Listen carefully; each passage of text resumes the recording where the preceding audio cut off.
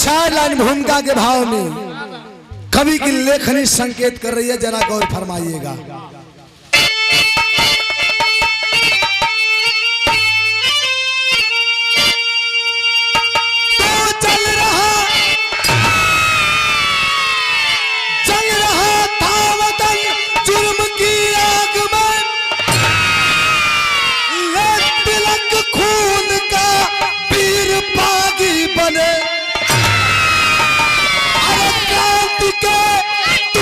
मजबूत करो तला,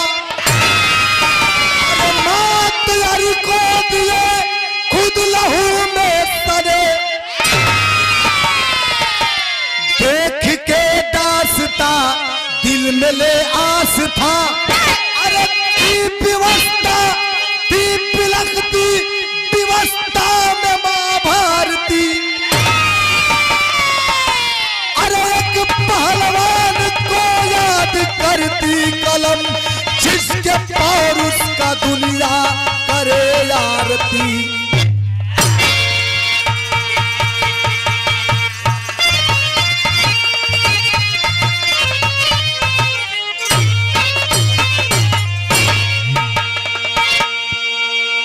अरे एक पहलवान को याद करती कलम, जिसके पार उसका दुनिया करे आरती। विरहा में एक लाइन गजल का अंदाज है मास्टर, बिल्कुल नया नया और यूनिक गजल।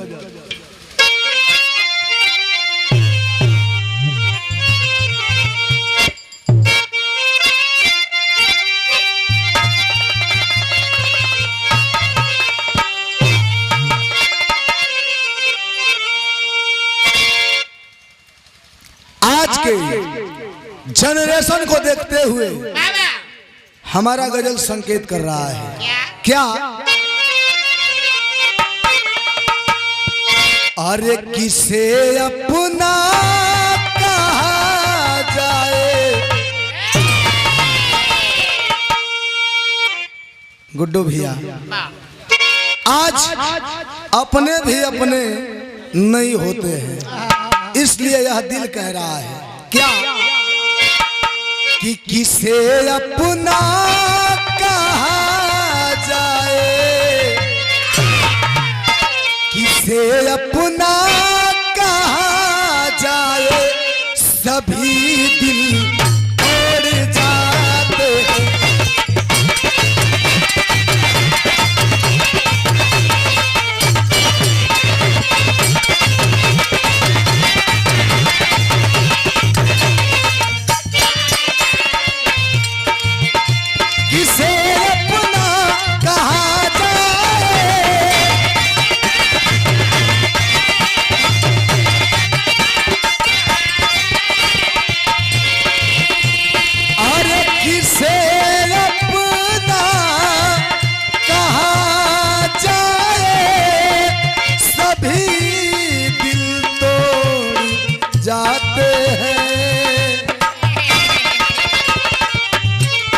सजा कर दिल की महफिल को,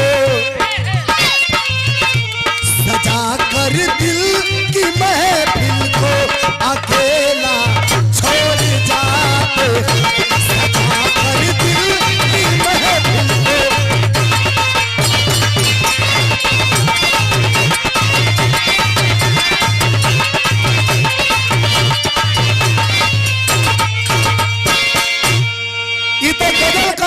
लो भैया, लेकिन दुश्मनों के लिए चेतावनी है, वो चाहे देश के दुश्मन हो चाहे समाज के दुश्मन हो, चेतावनी है क्या?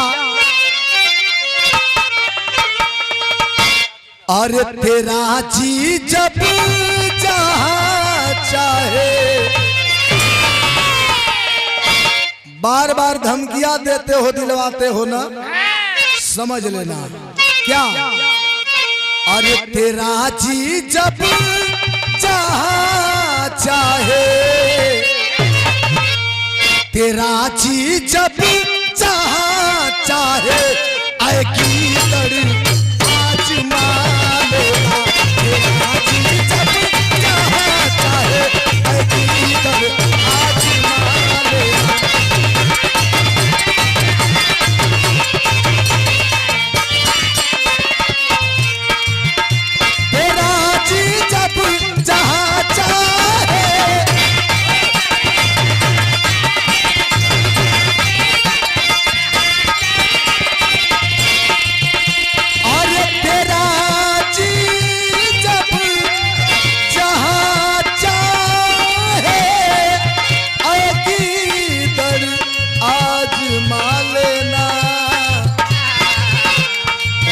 वतन पे मरने वालों से, वतन पे मरने वालों से कभी भी पंगा ना लेना। वतन पे मरने वालों से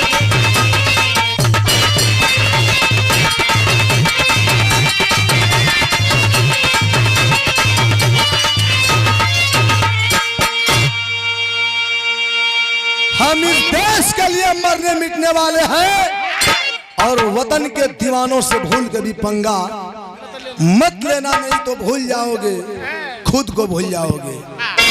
ये हमें से कहानी का शुरुआत भइल जौहरी लाइन से मास्टर। कैसे?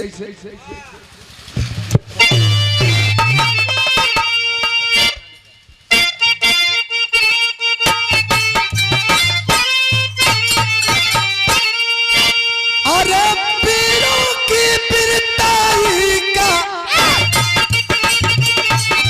ये भरा गवाही देती, इस वतन के हर घर में पीरों की होती खेती।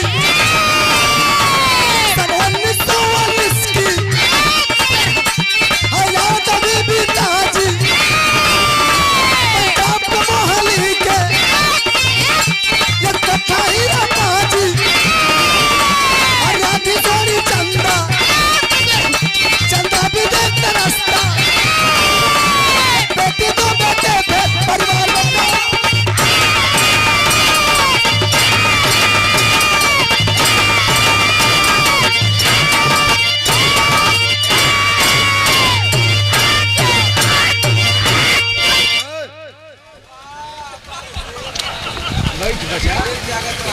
ए भैया, पंजाब के मोहाली के रहने वाले हीरा पहलवान, पत्नी चंदा देवी, दो बेटे रामू और सामू, एक ठे बिटिया हसोनी। बड़ा हंसत खेलत परिवार बा, कुशल परिवार बा। ई देश के आजादी के पहले के बात बा। भैया, जब देश गुलाम था, हीरा पहलवान एक क्रांतिकारी पहलवान थे, देशभक्त पहलवान थे और अंग्रेजों के आंखों पे हमेशा खटकते रहते थे। एक दिन रोज का तरह रियाज पानी करे खातिर नहा धो के बजरंग बली का पूजा पाठ करके कान्ही पर जंघिया लंगोटा रख के आगे बढ़ल है। अगनवा में उनकर दुल्ही चंदा देवी गिलास का पानी लेके और मीठा लेके खड़ा है, लेकिन चेहरा उदास है। देखला कला का हो, कैसन उदास है, उतर तबीयत ठीक है ना? कले की तबीयत ठीक है जी, लेकिन बड़ा डर लगता। कला डर? कैसन डर? कल की एक ठे बात कहीं खिसियाई ना, कला रे ना भाई कह ना खिसियाई तो कह तारी बिरहा में एक लाइन तर्ज बा।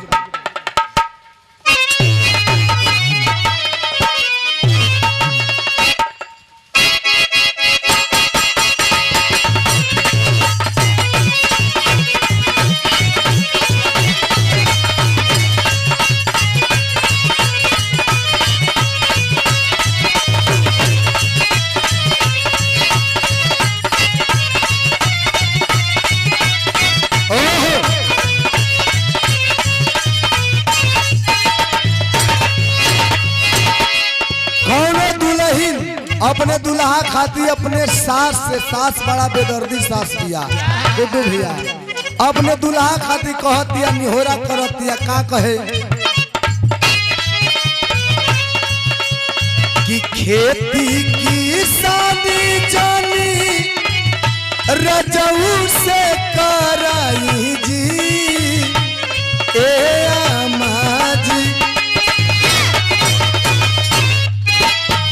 खेती की शादी जानी रजऊ से कराई जी, ए अम्मा जी।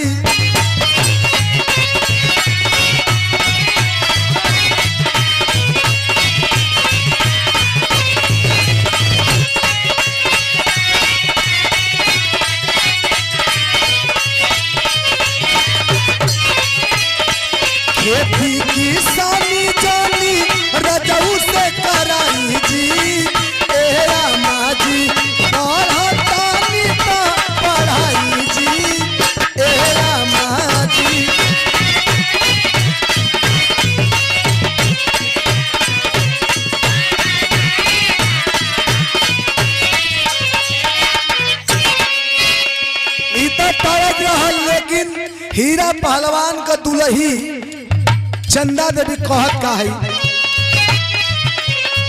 करे रियाज माया खड़ावा पे चाही जी ए सैया जी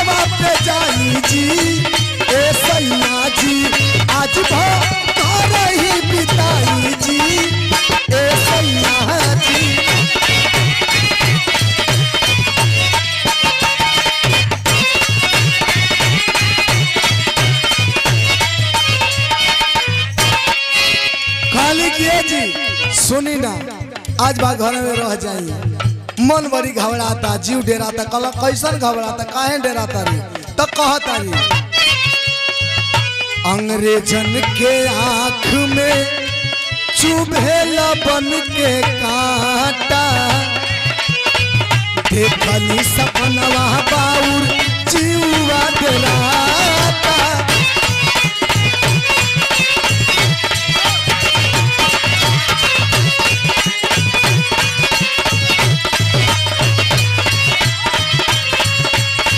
रोकब नाही काल सच कही बतियाई जी ए सैया जी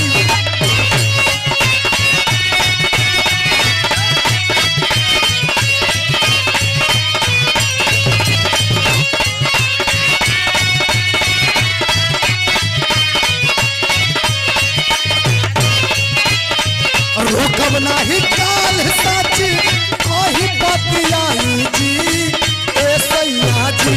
आज भाग रही बिताई जी ए सैया जी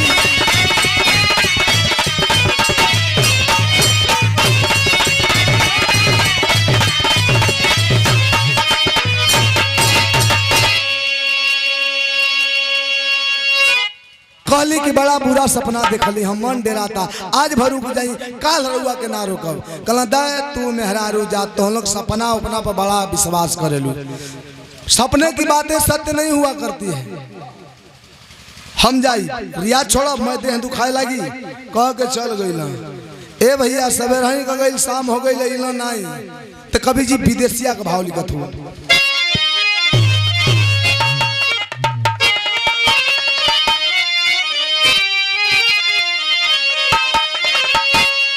धीरे धीरे शाम भइले शाम से सबेर भइले आइले ना स्वामी जो है घरवा दुल्हिया उल्टा सीधा मनवा में अरे शंका समाए लागल अरे सजना बिरह में रोवे बन के बिरहिया सुबह से शाम हो गई शाम से सवेर हो गई घरे ना आइला मन में तरह तरह का सपना शंका समाए लागल मन डराए लागल कहतारी कि मना करत रहली ना बात हमर मानल हो अरे लागे कुछो कोई दिहले अंग्रेजी सिपहिया मना करत रहली लेकिन हमारे बात मन तो तब न हे भगवान लागत है कुछ अंग्रेज उल्टा सीधा काम कर दे हम मन डेराए लागल आ डेरैला काहे ना डेराई एक दिन बीतल 2 दिन बीत गल 3 दिन ऐसे करत करत 10-15 दिन 20 दिन महीना दिन चल गल अब विश्वास हो गल कि ना आई हन लेकिन दोनों बेटा बेटी साथे अरे दिनवा बितावे लगली अरे सजना करा रोजे जो है बहु रहिया ए भैया महीना बीत गई ना अइला करेजा पर पत्थर रख के दोनों बेटा एक बिटिया का संगे रामू सामू सोनी को साथे जिंदगी बितावे लगली। रोज अपने सैया कबा की राह निहारत है, आ जाई हाँ काल यहाँ, फिर मन में चलता कि कहियो न कहियो तो अइबे करी हम। मन में हम बताई ला भैया कि मुअला का गम मुअला का याद भुला जाला, लेकिन हेरैला का याद मरते दम तक ना भुलाला। समय बीतत बा भैया, दोनों लड़कवन को उमरिया 8-8 9-9 बरिस का हो। एक दिन माई से चंदा देवी से नहाए खातिर कहता हूँ 10-11 बजता, कहला ये माई नदी नहाए मन करता, नदी नहाए का मन करता, तनी कहतू तो हमने के चल जेती जा। कहली कि डांट दहली पहले कि चुप रहा लो, जुग जमाना ऐसे ही ठीक नहीं खे, नदी में नहीं खे जाए के नहाए खातिर, घरे नहा लो। लगला से लड़का के जात जिद करे चरौरी करे, कहली ठीक बजा लो, लेकिन सतर्क होके जइहा लो, आ संभल के जइहा, बढ़िया से नहा के जल्दी घरे अइहा। दोनों भाई माई से विदाई लेके पहुंचला है नदी का रार पर। बड़का जब कपड़ा निकाला था रामू तो बोले छोटका सामू निकाल के धर से कूद गल नहात नहात पौड़त पौड़त बीच में चले लगल, डूबे लगल। रामू छटपटाए लगल कि हमारे भाई तो डूबता, असमर्थ बचावे में, कोई लौकत नहीं के सहायता करे वाला, लेकिन फिर भी दिल में उम्मीद लिए लोगों से मदद की आस लिए हुए मदद मांगता है। और रो के कहता का एगो बढ़ा लो एगो।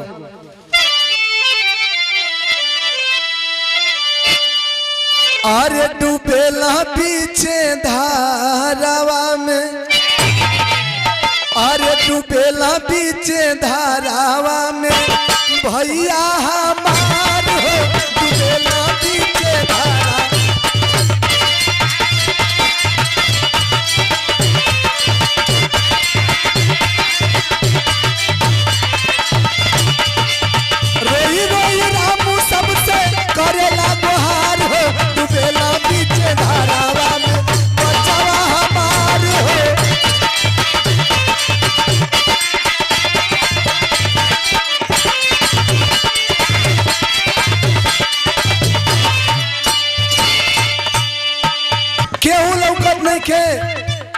दोपहर का टाइम है भैया,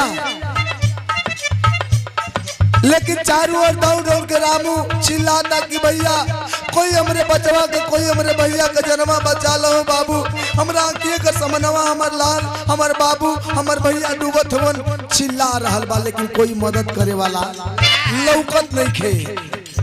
ऐसे देखते देखते वह रामू का छोटा भाई डूब गया, आंखों से अन्न हो गया। तब रोवता धोवता रामू आईले भावा नवा रामा,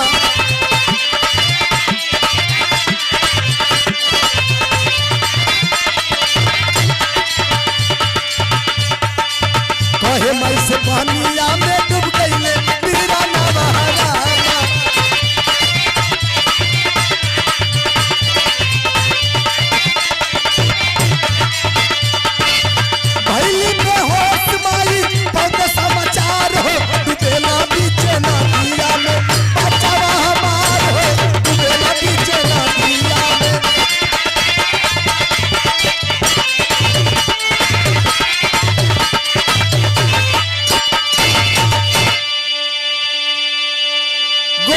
लगाता है बचाने में असमर्थ रहा, छोटा भाई डूब गया। रामू रोते धोते जब घर आया है, माई देखली काहे रे बेटा काहे रोता रे, आ छोटका कहाँ बा, रो के कहे लगल कि माई अबे हम कपड़वे निकालत रहिए तो बचवा नदिया में कूदला, पौड़त पौड़त बीच में चल गल, डूबे लागल। कोशिश कैली माई लेकिन बचावे में असमर्थ हो गई। माई जब बेटा का डूबला का खबर पड़ी धड़ाम से बेहोश के गिर गई। अगल बगल से लोग आके जुट गए, पानी का छींटा मार के समझावत हो जाए द तुहारू बेटा तोहरे तकदीर का ना रहला, लेकिन माई त माई होली, हियरा कैसे मानी हो भैया। कहल जाला कि अमृत का धार के केतनो पियाई एगो माई बिना, आ कैसे करे जवा जुड़ाई हो भैया एगो माई बिना। और माई का भी करे जा बेटा का बिना ना जुड़ाला, कवन माई होई हो जे अपना बेटा का मौत का खबर सुनी या करेजा पर हाथ धर ली, करेजा के मना ली, मन मना ली, ये असंभव बात बा। लेकिन लोग समझावत हो कि अंतिम क्रिया का तैयारी करो, लोगन का बात मान के अपने बेटा का तेरही कर दिली। अब अपने दिल में समय बीतत बा, दिल में एक ठे अरमान लेके दिन काटत है कि हमारी ये सपना है, अरमान बा कि जह दिन अपने बेटवा रामू के पहलवान बना ले, कोने कोने में एक पहलवानी का डंका बज जाई, तब हमार जाके अरमान पूरा हुई और दिल के ठंडई मिली। अपन पेट काट के अपने बेटा के खियावत पियावत है, दोनों बेरा दूध बादाम जवन नून रोटी जूरे आटे खियावत है, मेहनत मजदूरी करके। ए भैया समय बीतत बा, कवि जी भाव लिखत हो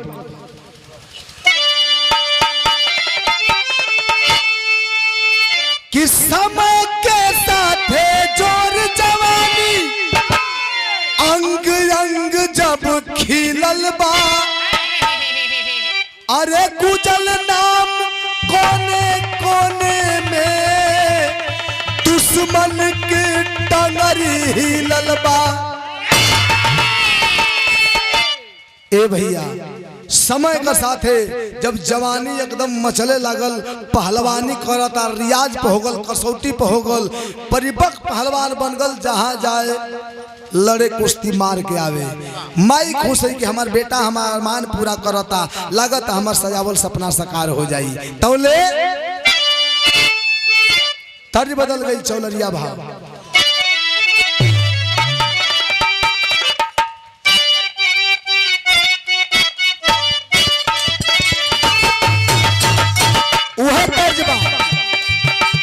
अरे बारी उमर कमर लचकनियो, बारी उमर कमर लचकनिया, गोरी खिंचाई मुहुर के पनिया, गोरी के झूला झूलनिया।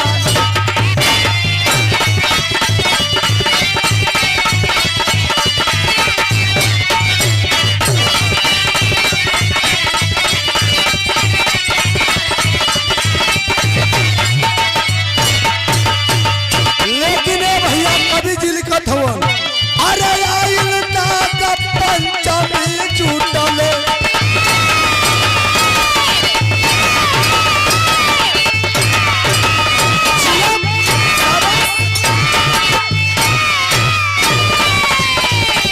आइल नाग पंचमी जुटले, पहलवान हो जवाना, कैल भारी अलनवाना।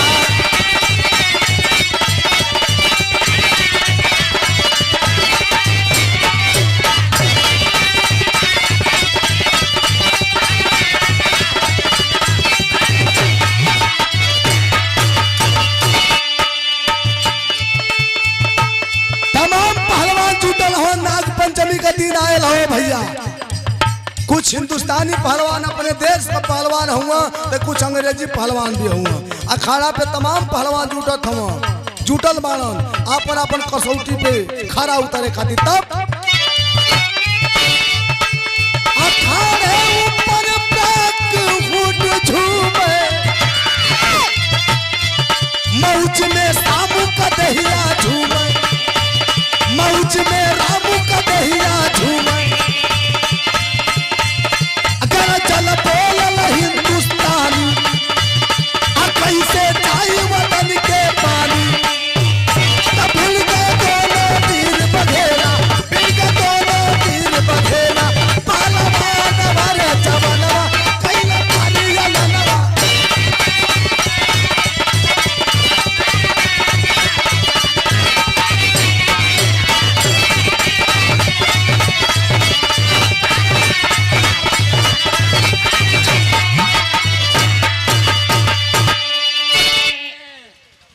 अखाड़े पर ब्राक हुड अंग्रेजी पहलवान चढ़ करके चैलेंज कर दिया कि है कोई माई का लाल जो अपनी माँ का दूध पिया हो तो आकर के लड़ ले। जिसे अपनी माँ के दूध पे गुमान है, जो सच्चा मर्द बनता हो तो आकर के हमसे हाथ मिला ले, हमसे कुश्ती लड़ ले। ए भैया तमाम पहलवान जुटल हो, कुल पहलवान टुकु टुकु टाकत हो, तो वही में रामू पहलवान बैठल है। दौड़ के तड़ दे खड़ा पर चढ़ल तड़ दे हाथ मिला कलश की हमरे हिंदुस्तान को जूठन खा के पहलवान बने वाला हिंदुस्ताने के चैलेंज हमरे जन्मल हमरे के खेलैबा मैं लड़ूंगा तुमसे कुश्ती। ए भैया कुश्ती चालू हो गल, कुश्ती शुरू हो गल, अपन दाव पे दाव चलत बा, काटा कटौल होता। ब्राकोट भाई बढ़िया पहलवान रहल, ऐसे थोड़ी चैलेंज कर दी। मौका पा के काला जंग लगा दे हलस तक काला जंग का काट होला डंडा जो लड़ल हो जानत होई जो वही ब्राकोट। हाँ हो वो कैसन होला? लौर लाठी डंडा नहीं, डंडा का मतलब कि काला जंग जे लगौला से सही टंगरिया पेश के जब फंसा के खड़ा हो जाई। अब केतनो टंगबा तो खाली हुचकी मारी उठी ना, लगा के पेश के डंडा मार के वो दाव को काट करके निकल गल एकदम खाटी देहाती धोबिया पाट पर रामू पहलवान उठा ले ब्राकोट के यही पीठी पर लाद के मारल से उमच के ठेवना दिला से बैठ के जब जब हुमचे तो लगा मम्मा हंसे की चपला पर हंसब ओके चांपा देखा हंसेला फटक दिया रामू पहलवान। बजल ताली जब घरे गए माई खुश भैली। कभी लिखत हवन कि मार के कुश्ती चला है नाहर, मार के कुश्ती चला है नाहर, मस्ती में सब ही झूमत बा, लगा के छाती से माई बेटा का लीलरा माई खुश है कि हमार बेटा अंग्रेज के पटक के आयल है, खूब खुशी बा। आरती उतारत है, लीलार चुमत है कि हमार बेटा लगत हमार अब सपना साकार हो जाई। लेकिन हुआ सवेरा सोच करन को, अरे हुआ सवेरा सोच करन को, चलली बेटी माई हो, मौका पाके ब्राकहुड सोनी को लिया उठाई हो। सवेरे भैले भोरहरी में मतारी बेटी चंदा देवी और सोनी दोनों माई बिटिया शौच करे खातिर बहरी और निकलली हो, तो ले मौका का तलाश में रहल ब्राकहुड सोनी के उठवा ले हलस। उठवैले के बाद किया ऐलान तब फोट दोबारा, अरे किया ऐलान तब फोट दोबारा होगी कुश्ती रक्षा बंधन को, बहन इनाम में पाओगे हराओगे जब लंदन को। बहन को उठाने के बाद ब्राकहुड बहन को उठाया, रामू पहलवान की बहन को, और उसका बाप फोर्ड चिट्ठी लिखता, ऐलान करता कि अगर तुम हमारे पहलवान को पटक दोगे कुश्ती फिर होगी रक्षाबंधन के दिन, अगर मेरे पहलवान को पटक दोगे हम के तौर पे तुझे तुम्हारी बहन वापस मिल जाएगी। हर जब चिट्ठिया पढ़लस तो रामू जवाब लिखता कि हर शर्त तेरी मंजूर मुझे, अरे हर शर्त तेरी मंजूर मुझे, इस बार तुझे ना छोड़ूंगा, अरे एक बार नहीं 100 बार मैं तेरे पहलवान को तोड़ूंगा। कलश की एक बार ना 100 बार, जब मिलबा तब तोड़ब, कितनो गिरा पर रहब बाकी तोड़ब जरूर, इनकी बारी तोहके तो छोड़ब नहीं। जवाब लिख के भेज देहलस। जब चिट्ठिया का जवाब बापवा पढ़ा था बगलिया में ओकर लइकवा ब्राकहुड अंग्रेजवा का लइकवा खड़ा है। जब पूरा अंतिम तक पलट कल सोडा मैं नहीं लड़ाऊंगा, सही उकुल बोलना सर, शुद्ध हिंदी ना आवेला, डैड मैं नहीं लड़ाऊंगा। उसला देखने में पतला है, बहुत खतरनाक पहलवान होएगा, पटक दे रहा है, हड्डी पसली दर्द कर रही है। कलश अरे मूर्ख तुझको कौन कर रहा है लड़ने के लिए, हिंदुस्तानी से हिंदुस्तानी को लड़ाया जाएगा।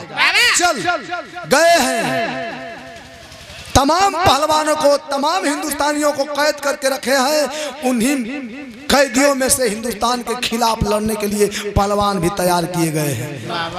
एक पहलवान के पास गया फोर्ड अपने बेटे ब्राकहुड के साथ, कहता है पहलवान कुश्ती रक्षाबंधन के दिन रखी गई है और वह हिंदुस्तानी पहलवान से तुझे लड़ना होगा, अगर तुम लड़ जाओगे, पहले तो ये मना कर कलश ना, हम ना लड़ब, अपने हिंदुस्तान के खिलाफ हम ना लड़ सकीला, ना जा सकीला।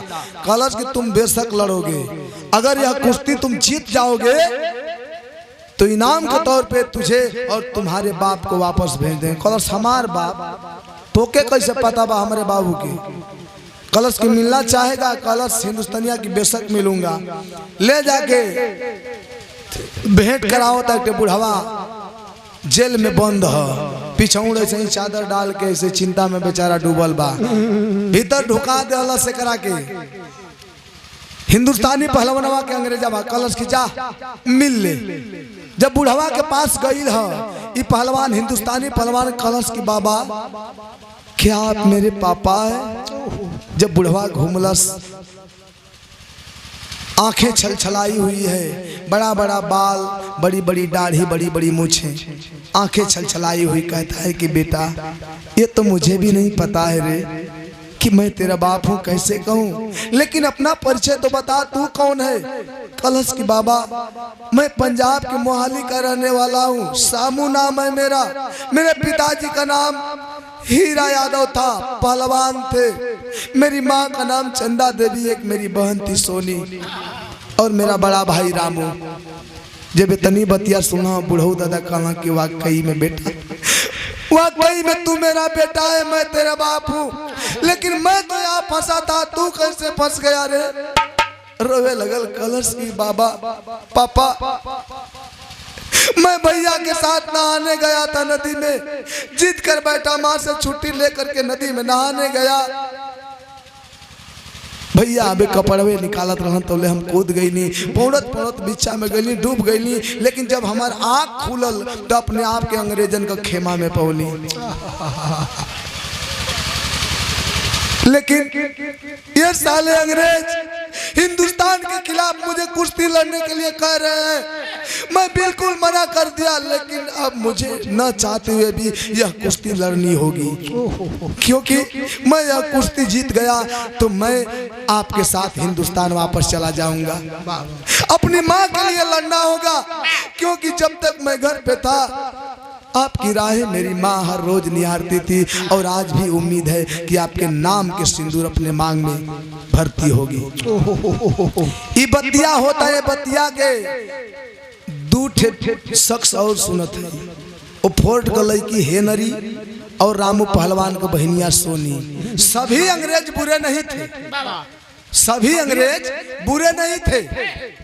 हेनरी से सोनी कहती है कि बहन, अरे वह बूढ़ा व्यक्ति देख रही हो, वो मेरा बाप है, और ये जो पहलवान है ये मेरा छोटा भाई है सामू। बहन कृपा करो मुझे मिला दो एक बार, बस एक बार मिला दो। हेनरी कहते कि बेशक मैं तुझे मिला सकती हूँ, लेकिन एक बात ध्यान में रख लेना, अगर अभी मिलना चाहोगी तो मिला दूंगी, लेकिन इसके बाद अपने दिल से दिमाग से निकाल देना कि तुम्हारा बाप, तुम्हारा भाई और तुम हिंदुस्तान वापस जा पाओगे। समय का इंतजार करो, मैं वादा करती हूँ कि एक दिन तुम लोग एक हो जाओगे और सबको मैं मिला के रहूंगी। सांत्वना दहलस यह रक्षाबंधन का दिन जब आयल है, रक्षाबंधन का दिन है, माई रामू पहलवान के विदाई करत है, आशीर्वाद देत है। कवि जी टेरी का भाव लिखत हो,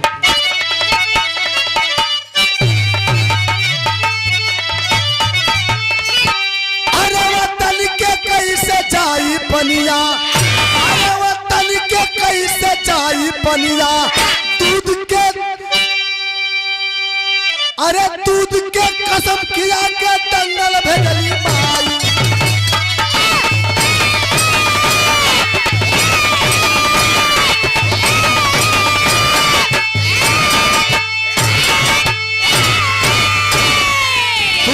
कसम खिया के दंगल भेजली माई, वतन के कैसे जाई पनिया। कल के बेटा तो के दूध का क्रिया, अपन दूध का क्रिया देता नहीं कि जीत के आई है ना, तो फिर हमरे सामने अपन शकल मत दिखाई है। माई से बेटवा कलश की माई चिंता मत करो, तोरा हर उम्मीद पर तोहर बेटा खरा उतरल बा, आजो खरा उतरब, अपने बहन के जीत के लेके आई। ए भैया जब चलल हम माई से आशीर्वाद लेके दंगल लड़े खातिर, तो हमरे बिरहा का गीत बदलत दिया।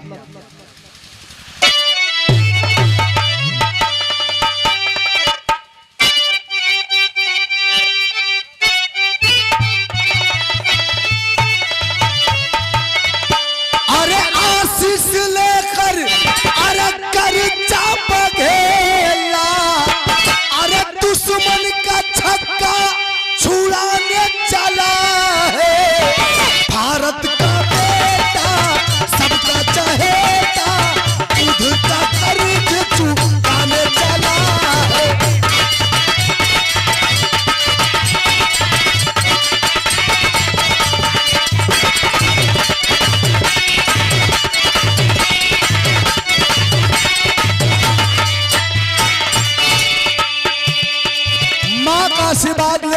चला है दंगल लड़ने के लिए। तब लिया जंगिया लंगोटा, हुआ है घर से बाहर, लगा इनकलाबी नारा, बढ़ा है आगे नाहर। पहुंचा जब दंगल में या हुंकार बहादुर, कहाँ है तेरा पट्टा भरा है ललकार बहादुर।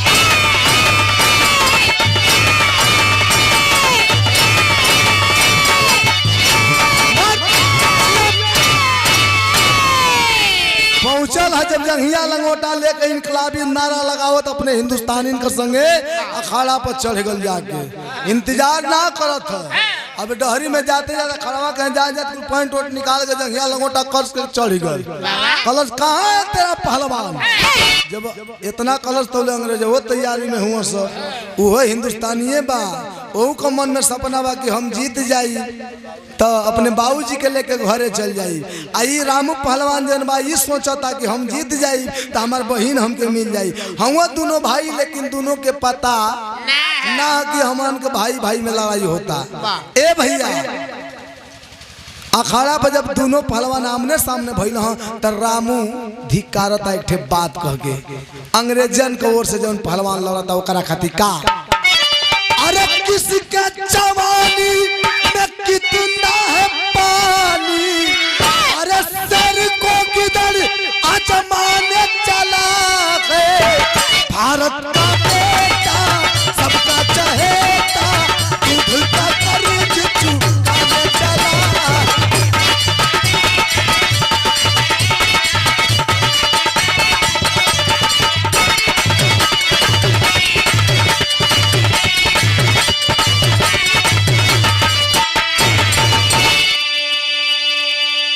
जब दोनों पहलवान अखाड़ा पर चढ़ना है, एक तरफ से हमारे हिंदुस्तान की ओर से रामू पहलवान और अंग्रेजन की ओर से सामू पहलवान, दोनों भाई हुए लेकिन दोनों के पता ना हो के मन भाई हैं जा।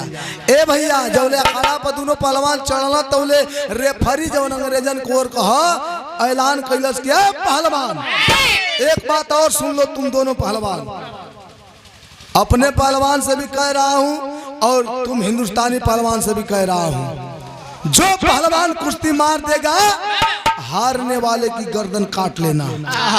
ए भैया, दोनों पहलवान जब हाथ मिला के अपन अपन पैतरा लेकर लड़े चालू कैल हं तो हमरे बिरहा का आखिरी गीत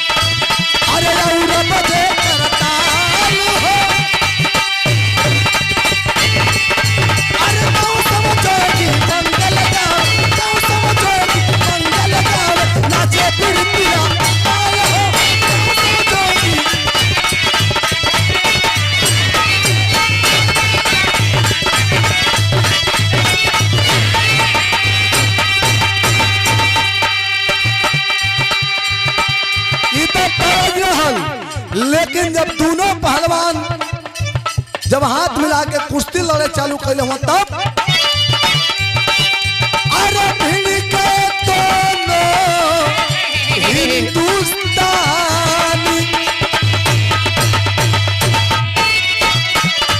अरे भिड़ के दोनों हिंदुस्तानी, अरे भरे बार पवार हो, अरे क्यों क्यों से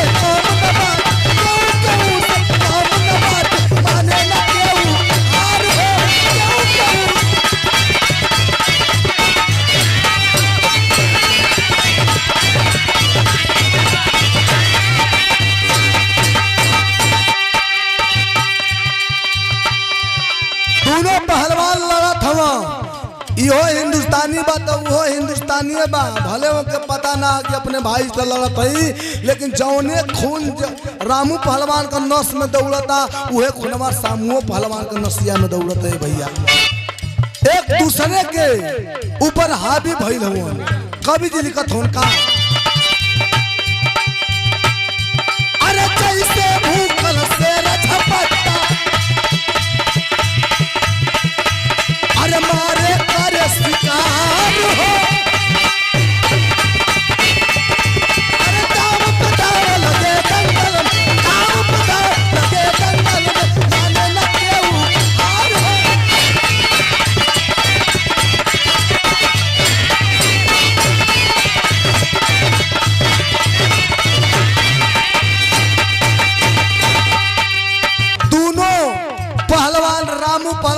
सामू पहलवान आपस में लड़त हव। एक ठे अपने बाप खातिर लड़ता, एक ठे अपने बहन खातिर लड़ता।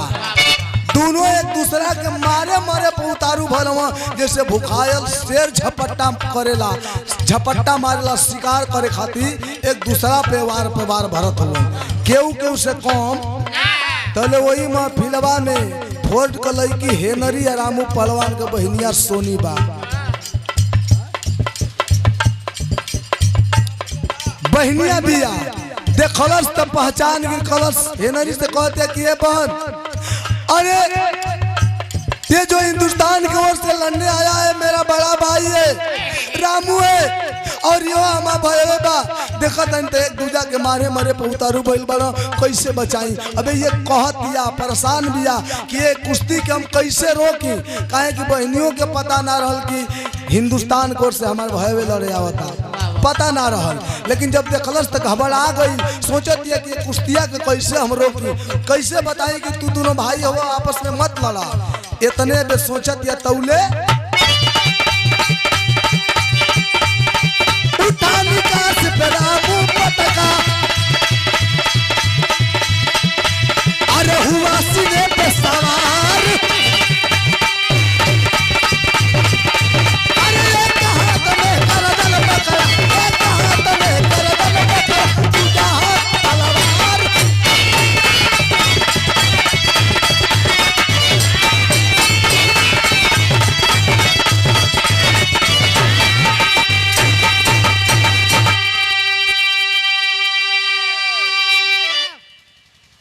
अबे सोचते भी बहनिया की कुश्तियां कैसे लड़ी, तो रामू पहलवान उठा के निकास पर फेंक दलस, बैठ गई छाती पर, एक हाथे गर्दन पकड़ ले और दूसर के हाथे ऐसे ही तलवार उठा के जो वही तनले ह। तो बहनिया चिल्ला पड़ल कि रुक जा भैया, चिल्ला के दौड़ल है। तो कवि जी पहपट के भाव लिखत हुआ,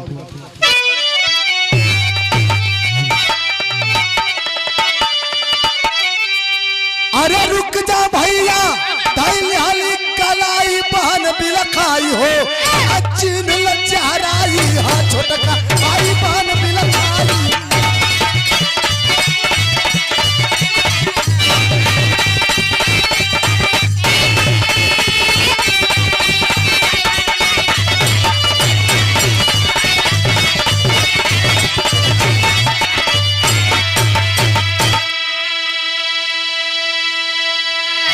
तलवार उठौले हो रामू पहलवान सामू पहलवान को गर्दन काटे खाती, तो बहनिया जाके कलाई पकड़स कि भैया रुक जा।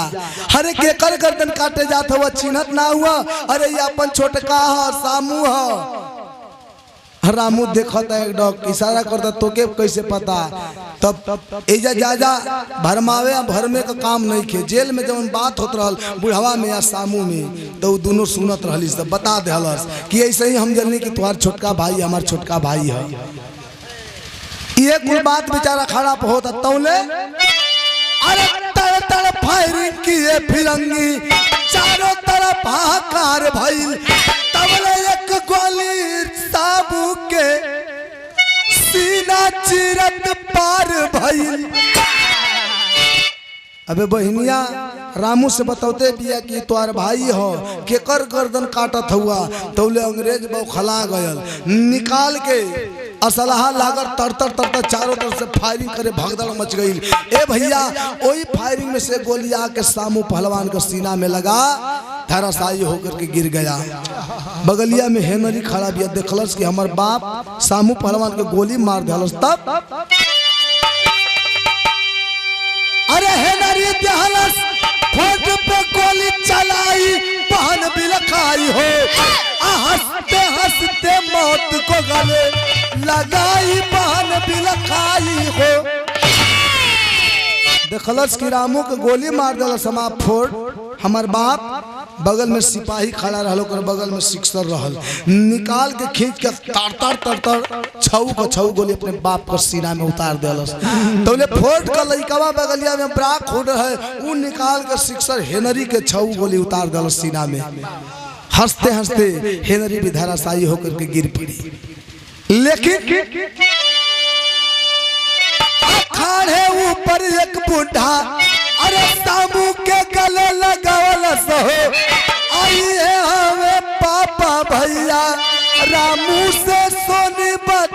नस हो।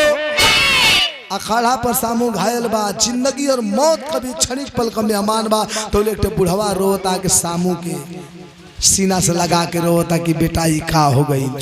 रामू इशारा करता, बहनिया और देखता, बहनिया इशारा करते कि भैया ई बाबूजी हमें ई नहीं खाती। तो सामू कुश्ती लड़त रहल तो से कि हम कुश्ती जीत जाई तो अपने बाबूजी के लेके हिंदुस्तान वापस चल जाई।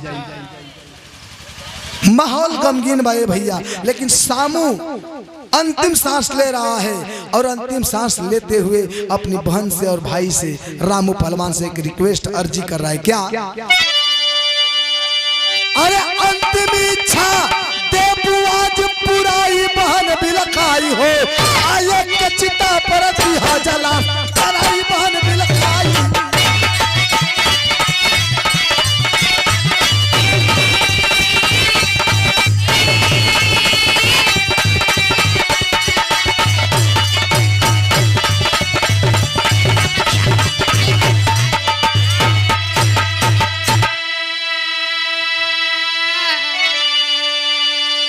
सामू पहलवान गोली लगी है, जीने की उम्मीद नहीं है। बहनिया से कहा था कि बहन जब जब रक्षाबंधन का त्योहार आवत रहल हमार करेजा बिहर जात रहल।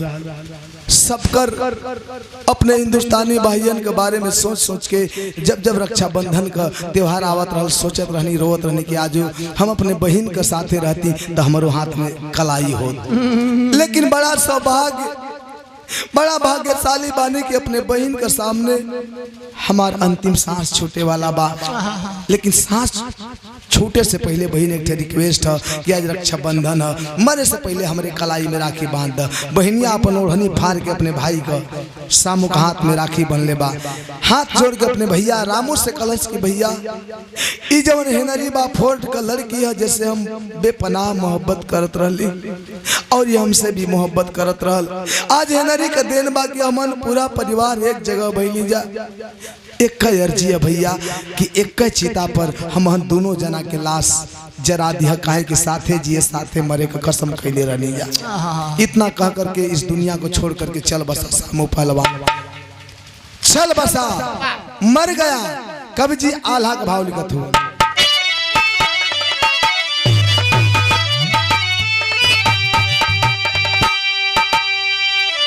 अरे हिंद के धरतिया पे एक रतनवा भैया,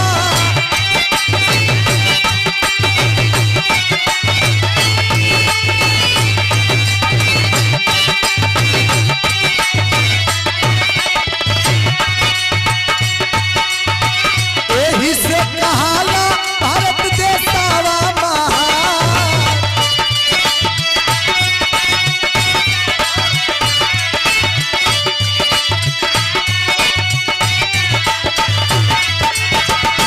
अरे सामू है नरी के लसिया ले के जवानवा भैया,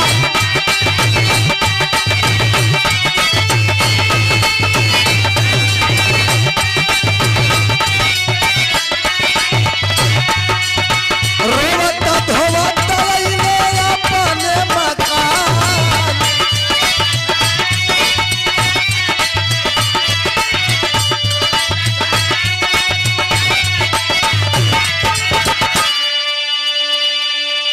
सामू पहलवान और हेनरी का लाश लेकर रामू पहलवान चलल बा अपने बहन बाप के लिया के, अपने कुछ हिंदुस्तानी भाई के लिया के अपने घर का तरफ।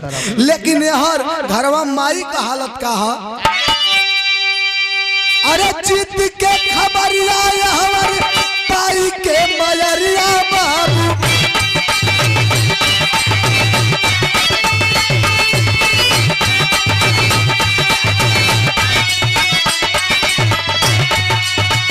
आरती सजावे भारी भारी मुस्कान।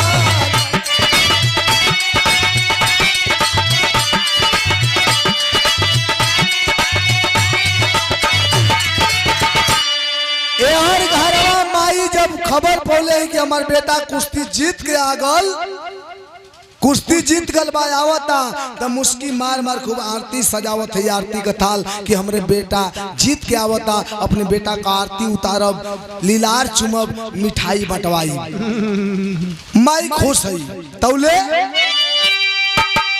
अरे तवले लाश लेके रामू आइले भवनवा पंचो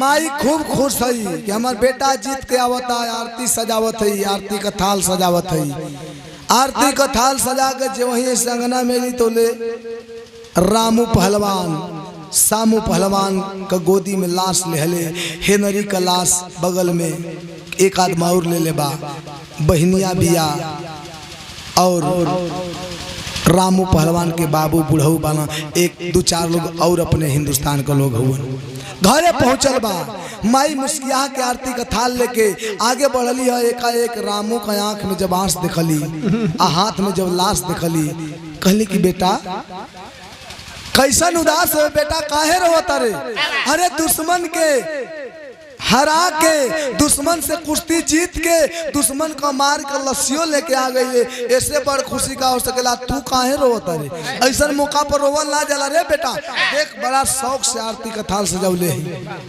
अबे बड़ा कुल प्लान कर ले बानी बड़ा बड़ा प्लान करे के बाद लेकिन ऐसा मौका पर बेटा आंस ना बहावे के जब इतनी बतिया रामू सुनल सो भैया अखिया कांसिया का रफ्तार और बढ़ गई रोवे लगला रो के कहता सदर बा अरे रोई रोई माई से बतावे रामू बतिया अरे जीत के बिहार गई सगर जहान अरे दुश्मन के लाश नहीं बटे माया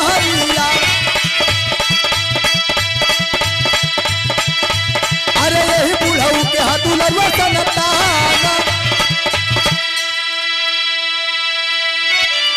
रोवे लगल कलश की माई सही में हम कुश्ती जीतल बानी दुश्मन के हरा दिले बानी लेकिन ये जीत हमके जहर समान लागत भरे माई ये कुश्ती जीत के भी लागत अपन पूरा संसार पूरा जहान हार गई आई जब लाश देखा तारू कोनो दुश्मन का लाश नहीं के हो माई है जौन बगलिया में बुढ़ऊ के देखत हो जो रोवत हो ना इनकर दुलरुआ बेटा है माई कली हद आदमी बाड़े तू अरे तू बुढ़ऊ का बेटा है तो हाँ तो दुश्मन है ना काहे रोता रे रोता कि माई अब तू ना समझ लू फिर कहता कि अरे हमें हमर पापा तोहरे मांगी कर से नूरावा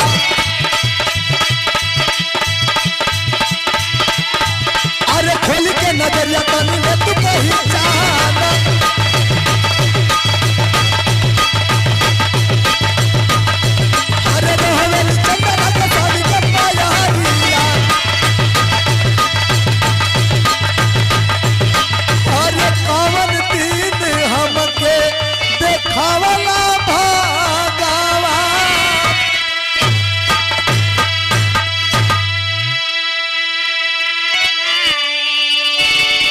कलश की माई अरे कोनो दुश्मन का लाश नहीं के हो ए बुढ़ऊ का बेटा का लाश बा और बुढ़ऊ के तनी बढ़िया से अखिया खोल के चिन्हला ई बुढ़ऊ कोनो गैर ना हवन हमार बाप हवन तोहरे मांगी का सिंदूर हवन तोहार सुहाग हवन जब माई बेटा के बात सुनी पजरे गईली निहारत है, एकाएक बैठ के पांव पकड़ के मुड़ी पटक के रोए लगली कि सैया हमके माफ कर दिया, बहुत भारी गलती कर देली है सैया, अनजाने में तो के उल्टा सीधा कर देली, हमके माफ कर दिया। लेकिन एक छे सवाल में हम फसल बानी, एक टे हमारे सामने समस्या खड़ी है, एक समाधान कर दो। सवाल करत है ओ बुढ़ऊ हीरा पहलवान से, उनका दुल्ही चंदा देवी। आखिरी भाग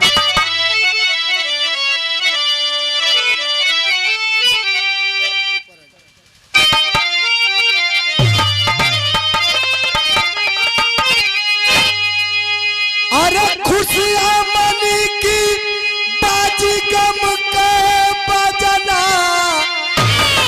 तने बतिया दा बताई तनी हमके सजाना।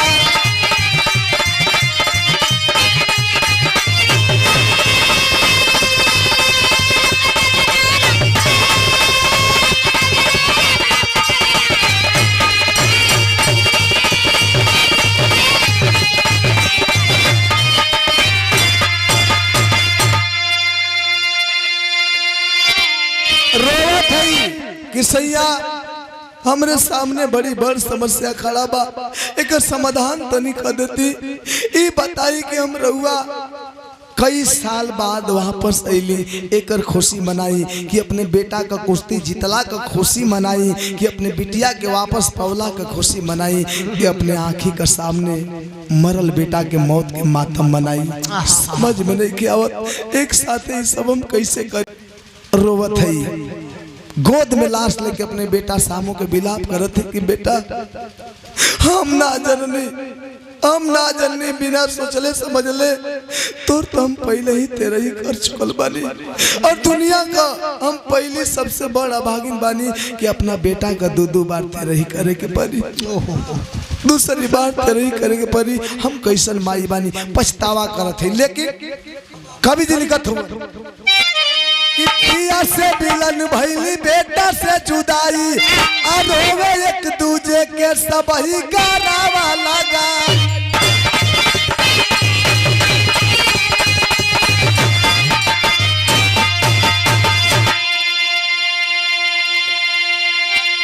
अरे भाई करेगा छलनी कैसे जी अब ना, तने बतिया दा बताई तनी हमके सजाना।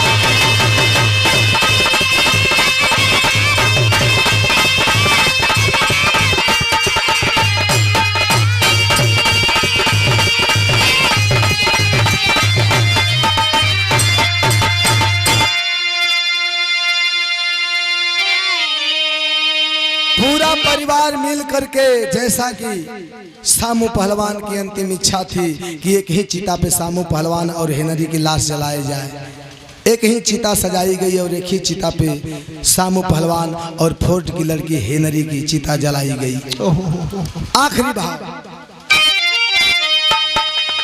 गुरु बिहारी गुरु गणेश कहे भारत मेरा देश, कहे रामदेव चंद्रिका कवि, कहे चंद्रिका कवि मुसाफिर, सबको देना संदेश। क्या वतन के कैसे जाई पनिया, अरे वतन के कैसे जाई पनिया, तो देवा कभी अखिलेश दुश्मन के धूल